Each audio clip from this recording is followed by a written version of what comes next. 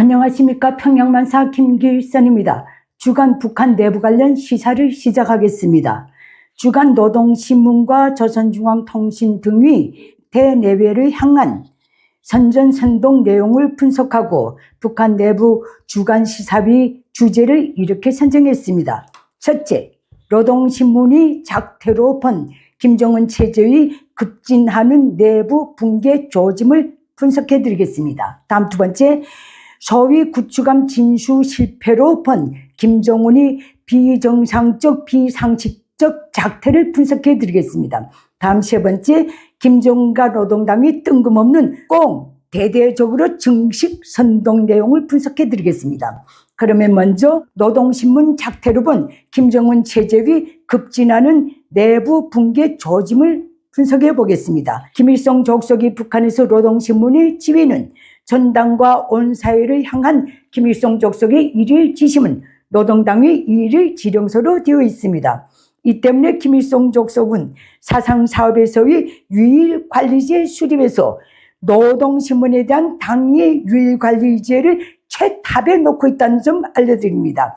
여기서 유일은 곧 김일성 족속인 바 지난 5월 16일 노동신문은 퇴진 김정일이 1974년에 했다는, 여기서 유일이란 말이 중요하다.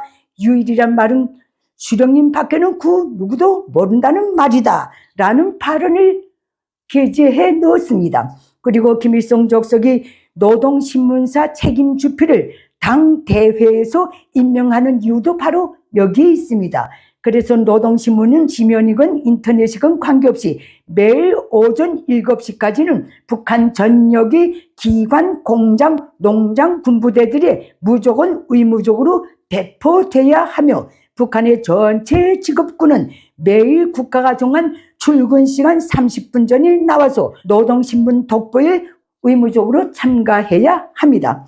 그러면 노동신문은 어떤 일이 일어났을 때 매일 제시간 오픈이 늦어지는가? 이 문제입니다. 그런 일은 김일성, 김정일 kup사와 같은 소위 갑작스런 민족 최대의 국상이 발생했을 때만 그 시간이 늦춰질 수 있습니다. 그리고 지난 2024년 6월 20일 러시아 푸틴 대통령의 야반 평양 방문, 야반 평양 출국 때문에 그날 노동신문이 오후 1시에야 공개됐는데 이것 역시 김일성, 김정일 통치 때와 비교하면 분명히 비정상입니다. 사실 어제 즉 5월 20일 노동신문이 제 시간에 발표되지 않아서 어젯밤 김정은이 kup사했나 하고도 생각했는데 아마도 절대다수 북한의 기득권과 인민 역시 몇 시간 동안을 속으로 그런 의심을 품었을 것입니다. 김일성, 김정일 kup사 시 상황이 바로 그랬기 때문에 그렇습니다. 그런데 애송이 김정은 시대에 들어서 특히 최근 제가 종합해본 바에 의하면 노동신문이 4번씩이나 짧게는 30분, 길게는 서너 시간가량 늦게 발행 게재되었다는 점입니다. 무슨 뜻인가?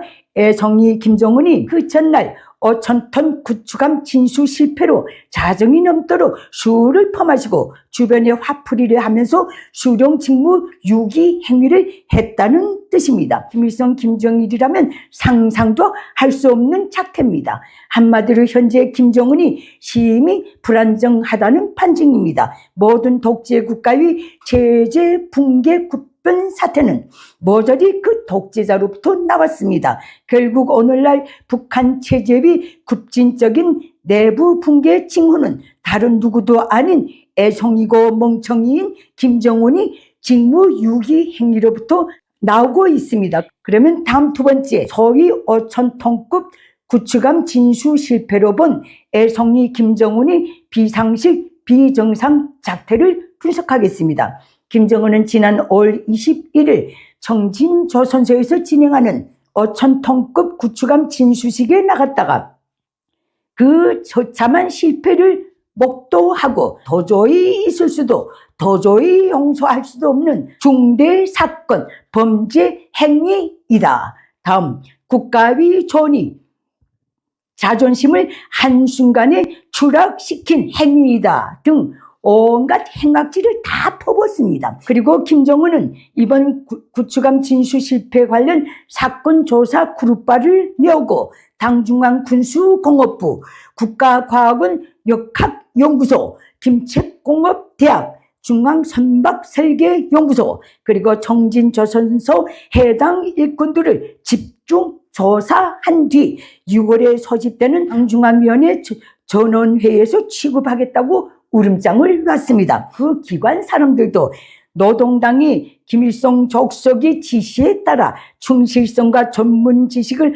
엄격히 조사해서 임명한 북한 나름의 재원들인데 문어 제다리 잘라먹듯 또 사람잡이를 하겠다고 김정은이가 광분하고 있습니다. 요새 김정은은 간부잡이 외에는 권위를 세울 수 있는 일이 없는지 주간에 비판과 사상투쟁을 강하게 하지 않으면 일꾼들 속에서 도깨비들이 나오기 마련이라고까지 강변했습니다. 김정은이 그럴 만도 한 것이 지난 4월 29일 소위 다목적 구축함 최현호를 두고 이런 객기를 부렸기 때문입니다. 함이 다용도 다목적화를 더 높은 수준에서 실현해서 해군의 핵무장화를 가속화하기 위한 전략적 선택을 할 때가 됐다. 그런데 사실 북한에서 그 분야에서 종사하는 사람들은 남포조선소에서 건조했다는 그 구축함이 유사품이라는 사실을 분명히 알고 있습니다. 김정은이 속히웠던 한계 일꾼들이 김정은을 속였건 이번 구축함 진수식 실패는 군사놀이 수준의 김정은을 내외적으로 발가 베끼는 결과를 남겼기에 김정은이 저렇게 거품을 물고 광분하고 있는 것만은 분명합니다. 여기서 바로 애송이 김정은과 퇴진 김일성 김정일의 본질적 차이점이 적나라하게 드러납니다. 적어도 퇴진 김일성 김정일은 북한의 소위 현대적 무장장비 개발이 거의 불가능하다는 사실만은 정확히 알고 있었습니다. 그래서 미사일이건 잠수함이건 신형 탱크건 소위 개발 무기들이 시험장에 수시로 나갔지만 그런 사실 공개를 적들이 우리 내부의 사정을 훤히 들여다보도록 빤쭈벗고 방귀 끼는 격이라고 하면서 절대 금기시 했었습니다. 그러니 지도자 되기 벼락치기 공부도 한 적이 없는 애송이 김정은이 저런 작태 역시 김일성 족속 절대주의 북한 체제의 내부로부터의 풍계를 더욱 급진전시키고 있는 것만은 불을 보듯이 뻔합니다. 다음 세 번째, 김정은과 노동당의 뜬금없는 꽁위 대대적 증식 선동을 분석해 드리겠습니다. 김일성 족속의 일일 지시문이고 노동당의 일일 지령서인 노동신문은 주간에 퇴진 김정일이 꽁이 어디서나 무리지어 다니도록 대대적으로 증식시켜야 한다는 말까지 게재하면서 꽁의 적극적 증식은 조국 산천 낙원으로 훌륭히 전변시키고 인민에게 보다 유족하고 문명한 생활 조건을 마련해 주기 위한 당위 구상을 꽃피우는 중요 사업이 하나라고 선전했습니다. 사실 1960년대까지만 해도 산야를 낀 북한 전역이 어느 곳에 가도 흔히 볼 수 있었던 것이 꽁이었습니다. 그랬던 산천을 김일성 족속이 철저히 파괴한 결과 희귀조류로 되어버렸습니다. 그래서 1970년대 초반 김일성 족속은 중앙당 꽁농장까지 만들어 놓고 해마다 설명절이면 당중앙위원회 간부들에게만 꽁 한 마리 선물로 공급하고 4월 15일, 2월 16일 종주년이 되면 수령이 옹류관에 꽁 몇백 마리를 선물로 보내서 평양 시민들이 꽁고기 육수 맛을 보도록 배려해 줬다라고 호들갑을 왕창 떨었던 족속이 바로 김일성 족속입니다. 대진 김일성이 제일 좋아했던 음식이 뭔지 압니까? 그것은 꽁고기 육수로 만든 국수와 그리고 당나귀 순대였습니다. 그래서 대진 김일성은 어느 해에서 사람들이 당나귀 순대 맛을 알면 당나귀가 남아나지 않을 것이라고까지 했었습니다. 오늘 북한 땅에서는 꽁 한 마리, 당나귀 한 마리 정말 보기 힘든 지역으로 되어버렸습니다.